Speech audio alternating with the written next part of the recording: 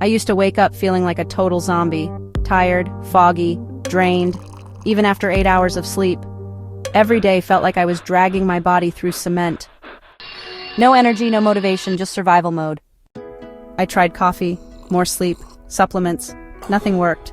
It got to the point where I started wondering, is this just life now? Then one day I heard about something simple, switching my fuel source, from sugar to fat, from constant crashes to steady energy.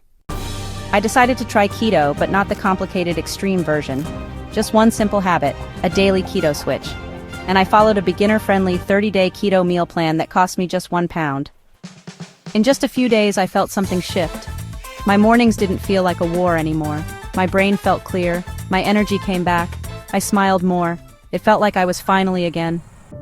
And it all started with one decision, to fuel differently, to stop running on sugar, to try something built for real energy, not just stimulation. If you feel like a zombie, tired all the time, or stuck in a fog, try what I did. The same plan is just £1, and it might change everything for you too.